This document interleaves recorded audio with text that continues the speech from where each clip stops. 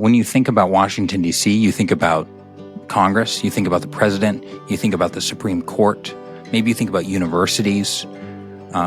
You probably don't think of local churches.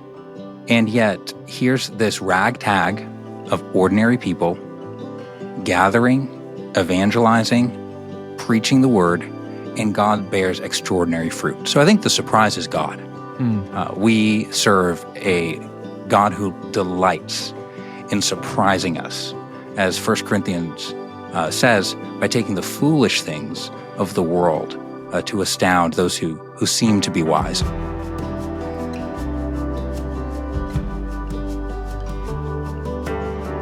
It's not hard to imagine how a church in Washington, D.C. gets attention. The president visits, the press monitors its sermons, the academy studies its history. But no president has ever attended services at Capitol Hill Baptist Church. You don't see much mainstream media coverage. You won't find great attention from scholars. So, what's the big deal? Let's ask Caleb Morrell, author of the new book, A Light on the Hill, the surprising story of how a local church in the nation's capital influenced evangelicalism, a book published by Crossway. Morrell serves as assistant pastor of Capitol Hill Baptist Church, which began in 1878. At least in my ministry, I do not know a more influential church, even if CHBC isn't exactly a household name among evangelicals the way that some megachurches with famous pastors would be. In fact, CHBC leans the exact opposite direction. This stat astounded me from the book. When Morrell checked in 2023, his research in this book, more than 400 different men had filled the pulpit of CHBC on either a Sunday morning or evening since 1994.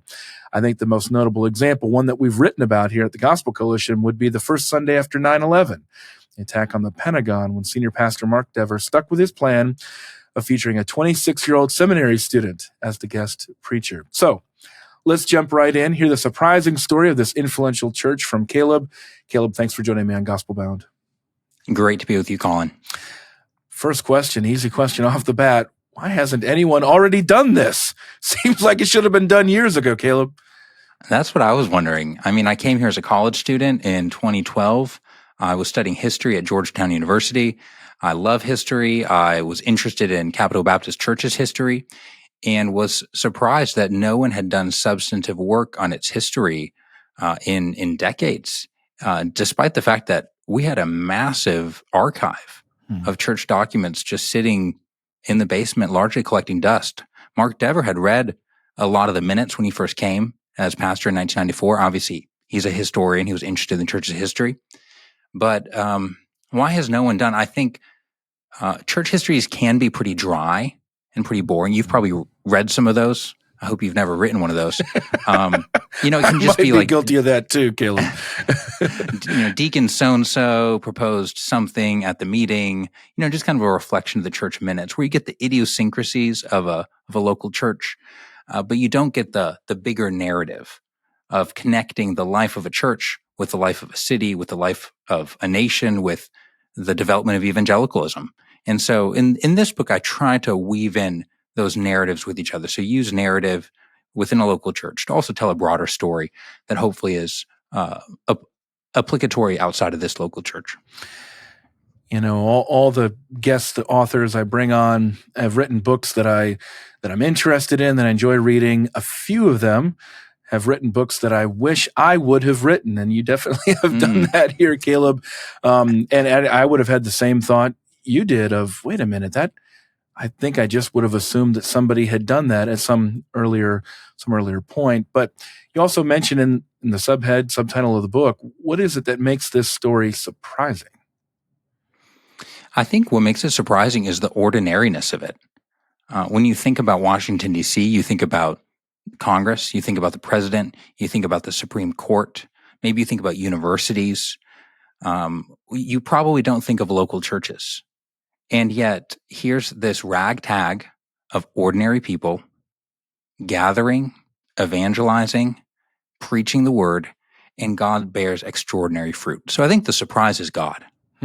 We serve a God who delights in surprising us, as 1 Corinthians says, by taking the foolish things of the world to astound those who seem to be wise. And that's the story that has just been delightful to tell in the book, how unexpected characters turn out to be the means through which God is preserving a gospel witness on Capitol Hill. Give me a couple of those characters. Let's introduce who Sure. are two that really stand out from your research. Yeah, you got to start with the founder, Celestia Ferris. So one thing that was remembered about our church's history that people would often talk about was that it all started with a prayer meeting that a woman called in her home back in 1867. Her name was Celestia Ferris. She was remembered as a washerwoman at the Bureau of Printing and Engraving, but we didn't know a whole lot about her. And so as I got into kind of records, trying to find out more about who this woman was, learned her story, how she came to D.C., moving from upstate New York with her family, how she married a Civil War veteran and was a member of one of D.C.'s most prominent Baptist churches that was really ripped apart during the Civil War. So in the book, I get a little bit more into her personal narrative and experience in life, how eventually she becomes a widow just a year before the church is founded, when her husband passes away. And so she remains at the church serving faithfully, but her name is largely forgotten from the annals of time.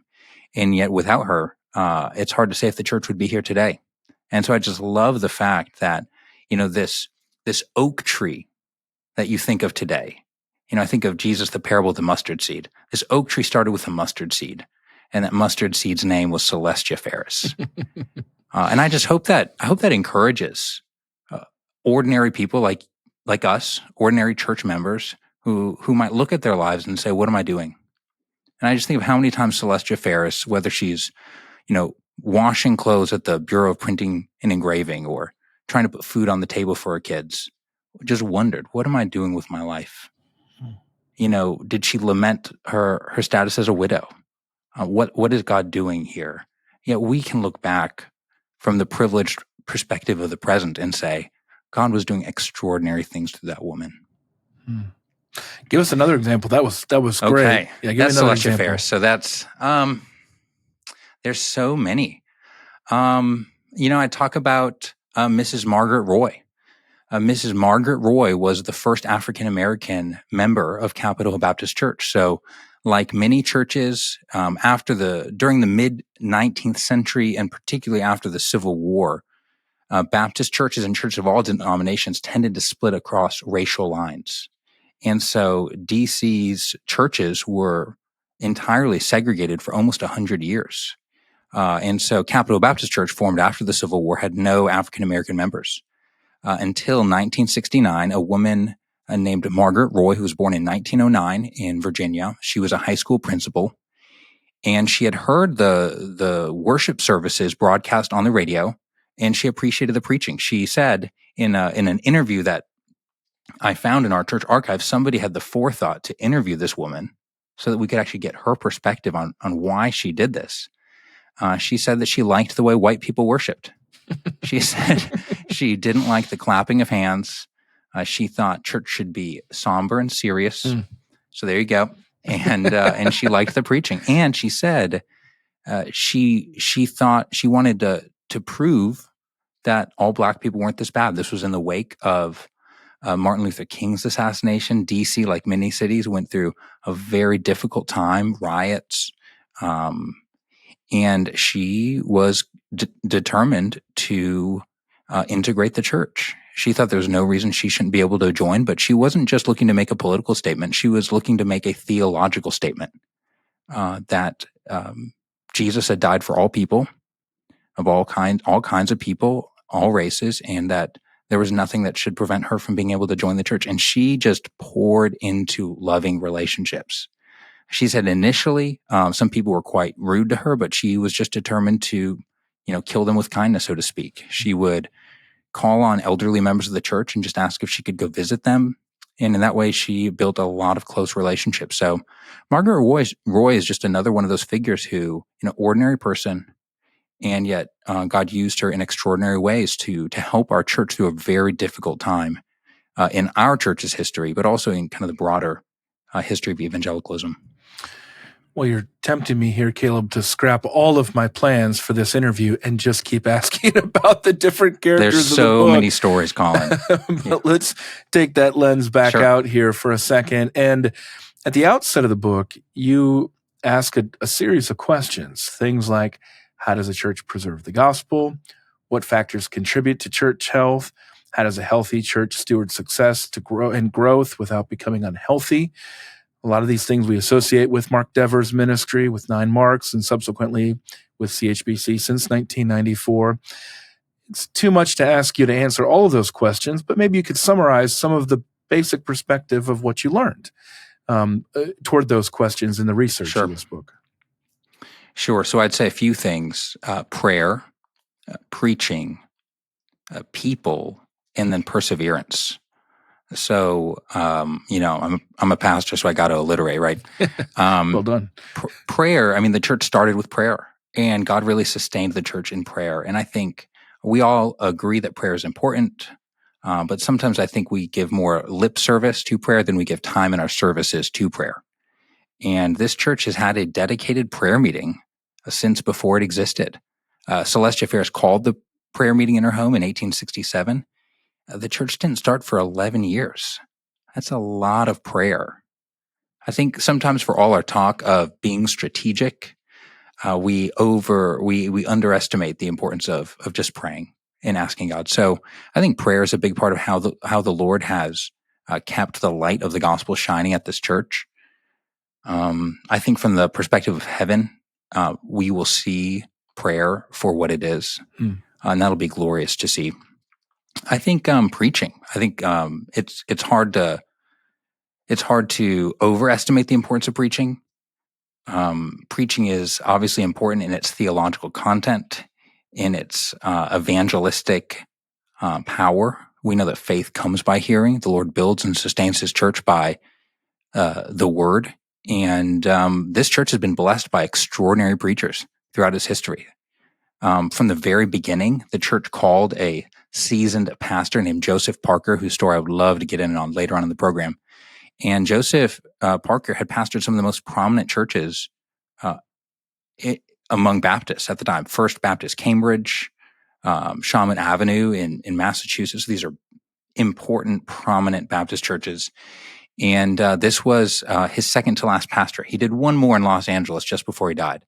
But he just had a heart for this local church, which was rightly formed, he said, and he was willing to become our first full-time pastor. And I think from Joseph Parker through a guy named Kenneth Owen White in the mid-20th century, an early forerunner in the conservative resurgence of the Southern Baptist Convention, K. Owen White was the first to preach expositionally from our pulpit, from what I can tell.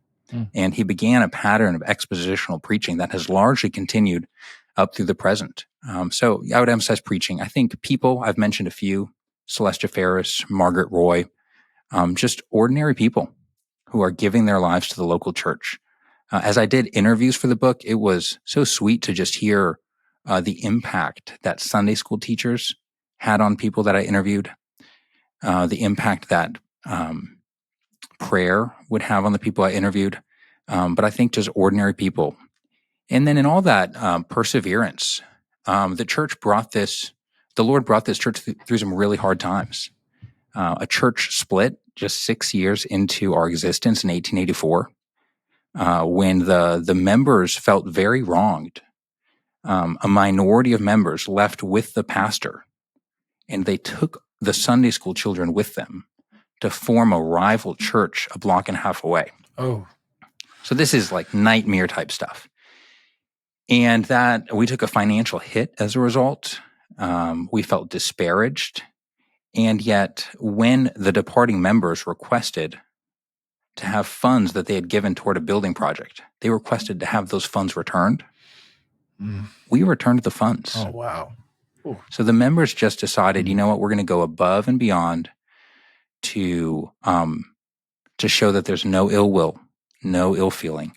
And I think that perseverance and just commitment to loving the Lord, to doing good, to trusting God with the results, really is a key aspect of keeping the gospel. Was that the biggest crisis and lowest point for the church? That was a big one. Another crisis point was following the pastorate of our longest serving pastor to date, John Compton Ball. We had a pastor from 1903 to 1944, so 41 Whoa. years. Okay. He grew the church from like 300 members to over 2,000. He built the current building. I mean, he was pastor during the building project. His portrait still hangs in the vestibule of our church, though it may get moved soon. So obviously, after a very successful long pastorate like that, it's going to be difficult to find a successor. Yeah. I mean, who follows? And the pulpit committee came back with a recommendation of a guy named Ralph Walker, who was a pastor in Portland, Oregon, prominent in the Northern Baptist Convention. And at the members' meeting, when the pulpit committee presents the candidate, a longtime Sunday school teacher named Agnes Schenkel raises her hand and says, "I've heard considerable reports about him that he's compromising in matters related to the fundamentalist modernist controversy." Okay. Meaning he's not a man committed to the inerrancy of Scripture. Maybe he's kind of a moderate man in the middle. Another member reaches up and says the same thing, and from the floor, they move to reject the pulpit committee's nomination. I mean, this is congregationalism in action, amen? Right, yeah, exactly. And instead they move to call K. Owen White, who would, be the first to preach expositionally. He would later become a leader in the conservative resurgence. And I think that might have been the most important turning point. I think if you ask, why is Capital Baptist Church still preaching the gospel today, that might be the most important moment. I think if we had called a moderate or someone who was compromising, I think we probably would have drifted the direction of many other churches in this city. Because I think there are just key turning points in a church's history, in a denomination's history, when you just need to decide which side you're on. And we were able to skirt the fundamentalist modernist controversy for about 41 years because of the length of the pastorate. But eventually we had to come out one side or the other. And so thank God for Agnes Schenkel. We might rename our fellowship hall after her, call it Agnes Schenkel Hall. I like that. I like that a lot. Well, this is a kind of a connecting point. Has the church enjoyed a golden age or a golden period?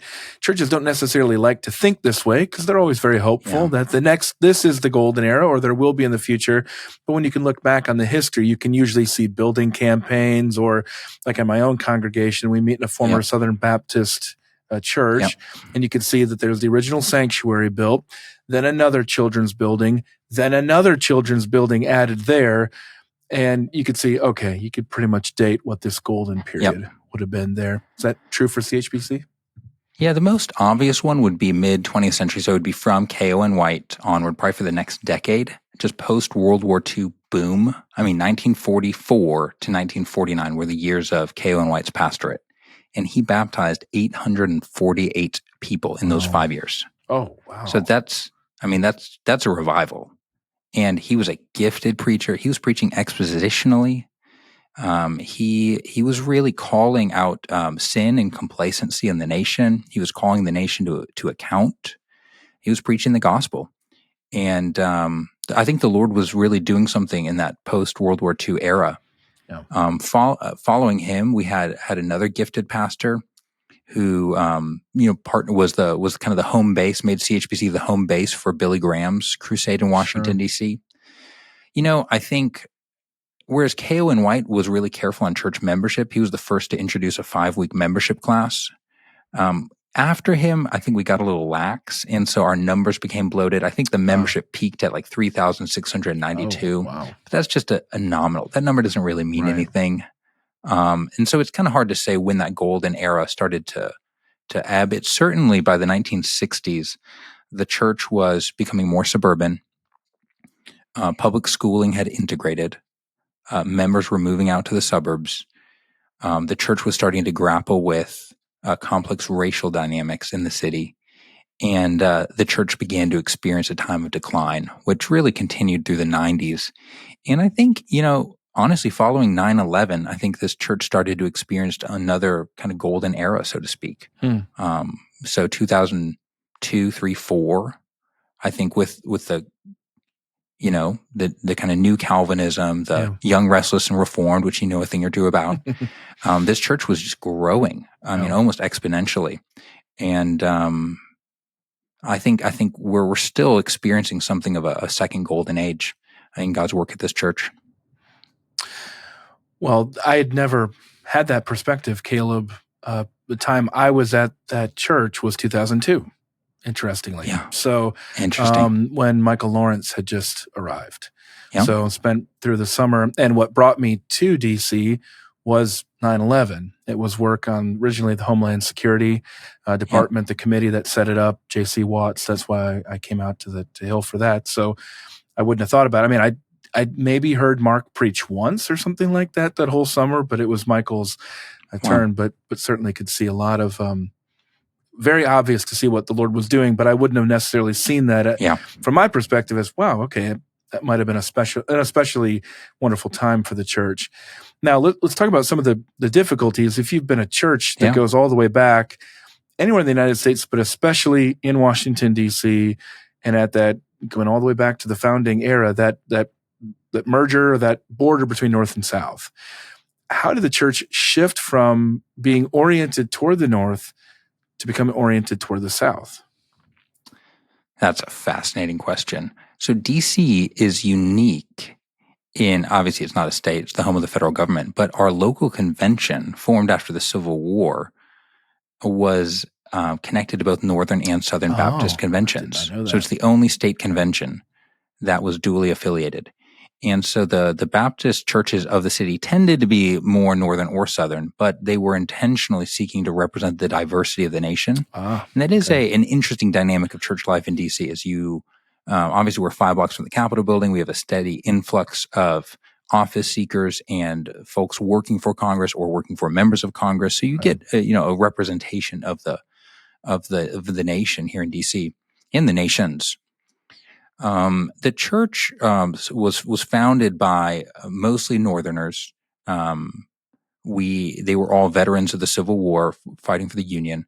We had our first Southerner joining in, I think, the 80s and 90s.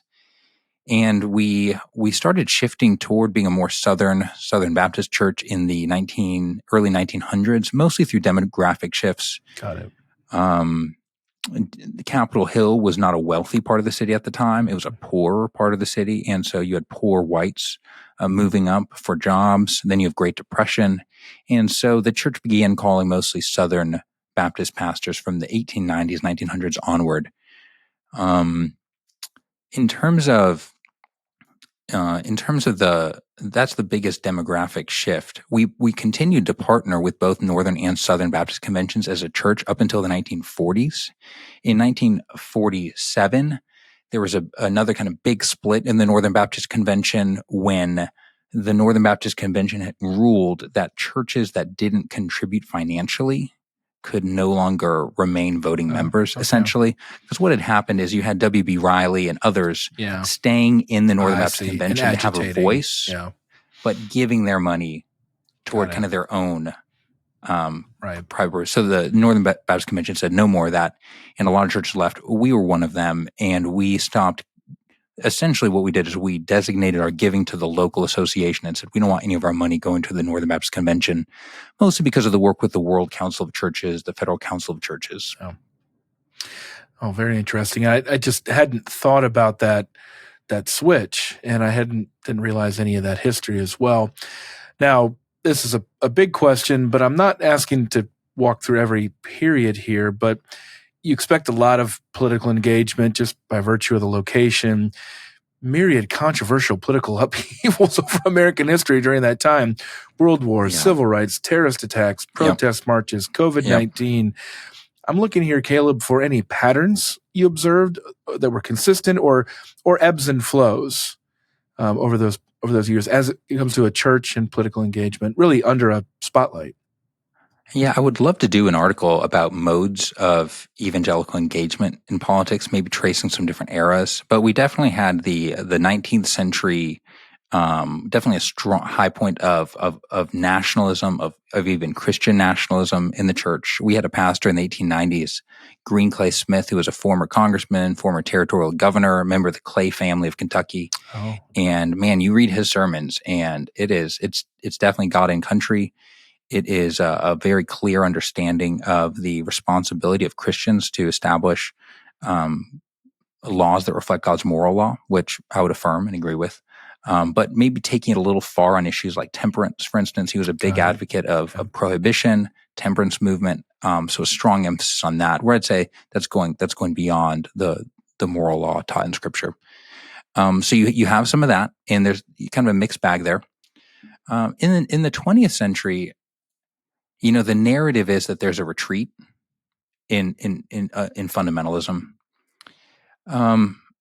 I think I see that. I see at least less emphasis in what I do see. And now in the 1940s and 50s, I think it may be through dispensationalism in part, there is a really strong emphasis on prophecy and viewing current events, particularly around World War II, through the lens of eschatological prophecies, which is interesting. So I don't note that extensively in the book, but that's definitely there. And in the 1960s, what I see is, generally speaking, a strong kind of spirituality of the church. So you have things like the pastor saying, "Well, we're not going to comment on this political issue because we have tax exemption because we're not political," and kind of maybe too strong. And that would include, we're not going to talk about racial issues, we're not going to talk about segregation, we're going to support no prayer in school. So kind of a mixed bag there as well. And I think a lack of understanding of the mission of the church, the responsibility of the pulpit, the opportunity to speak truth.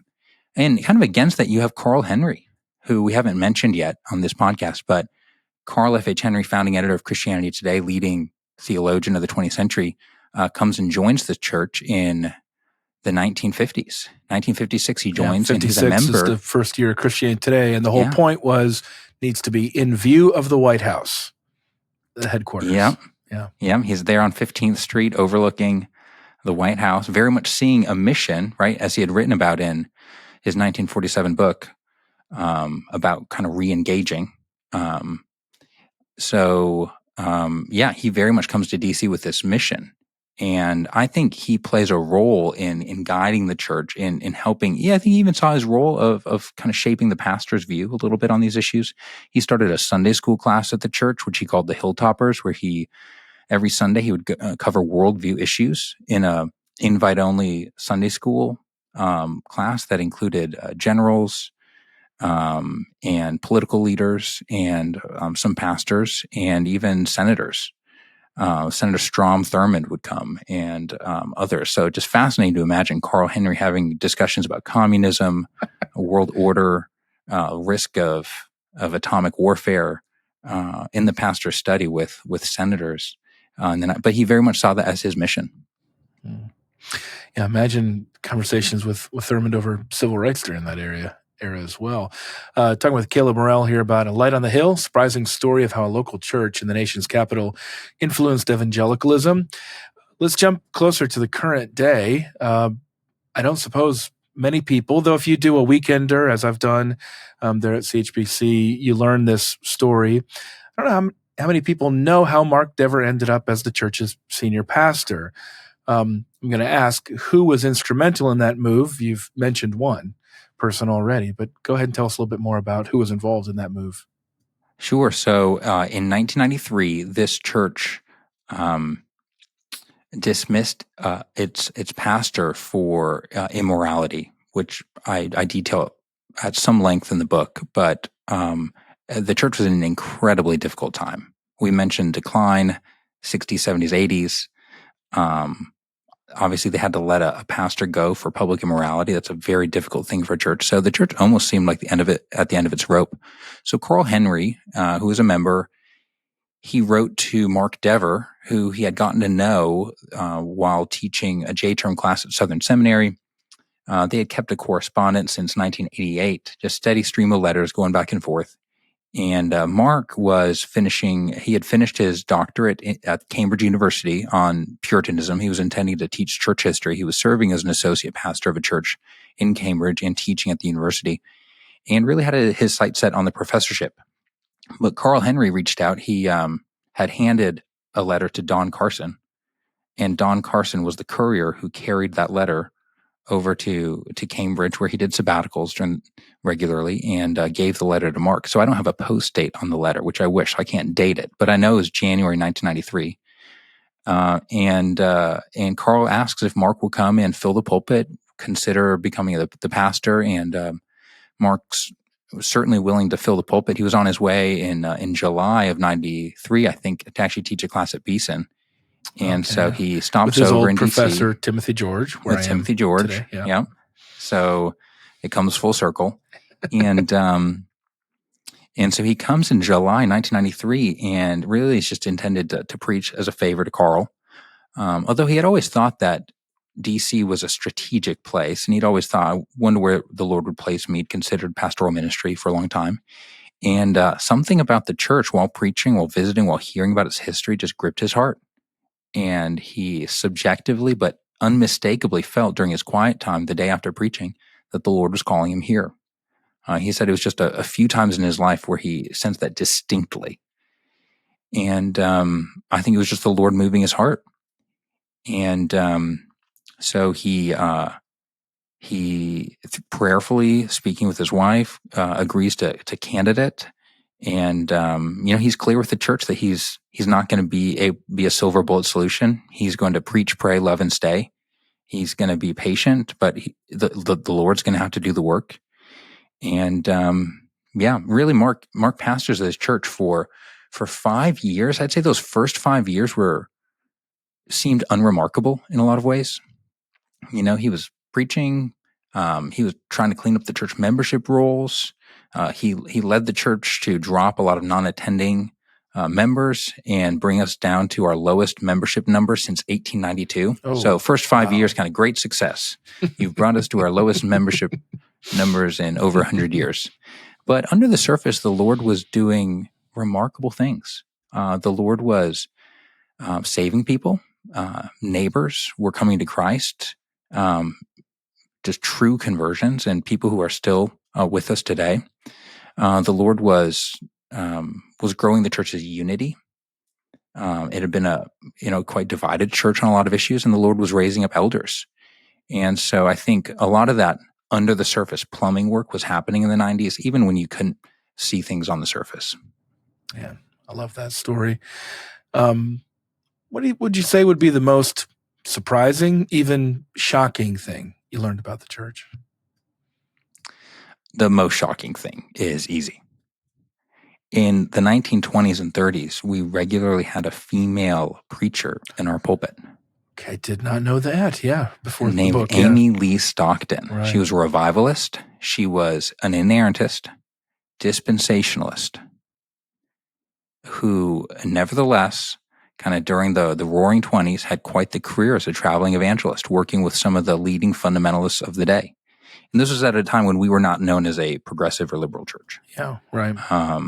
And yet that issue had just not really, among Northern Baptists at least, that had not become a dividing line yet. And so I found that was obviously surprising. Another surprise is in the 1940s, we experimented with multiple services. Okay. So now we're known as kind of the single service church. And that was entertaining to find in 1947, 1948. So I think both the continuity and discontinuity is interesting. And what I take from that, Colin, is if you're looking to do sloppy ideological history, you just look for facts to reinforce your bias. Yeah. But doing real history, like a real biography or a real church biography in this case, you just have to tell the whole story, and it's messy. Yeah. And it's beautiful. And it doesn't fit always into a very tight box, and yet neither do our lives. And so that made the research a lot of fun. And the unexpected stories, the surprises definitely stick out to me. Well, let's close here. You gave those 4 P's early, which was really helpful. Other than that, anything that you would just want to say that's most applicable for the rest of our churches when you look back on this remarkable, unremarkable church named Capitol Hill Baptist? All I would say is that truly the local church is worth giving your life toward. Jesus knew what he was doing when he gave the instructions, and his promise remains. I will build my church, and the gates of hell will not prevail against it. The way that the gospel continues to shine, the way that the lights of every local church continue to shine are through local churches and ordinary people giving their lives to support the work of a local church. It may seem like just a prayer meeting. It may seem like just a sermon, but the Lord is doing extraordinary things in your local church. And it's worthwhile to give your life to passing that torch to the next generation. Amen. I love it. The book is A Light on the Hill, the surprising story of how a local church in the nation's capital influenced evangelicalism, published by Crossway, the author Caleb Morrell. It's a great book. Highly recommend it. Wish I'd written it myself. Glad you did it. And I wonder if it will spawn some other church histories written with the same verve and intrigue and non-ideological, just tell the truth history. Caleb, thanks for your work on this book. Thanks for having me, Colin.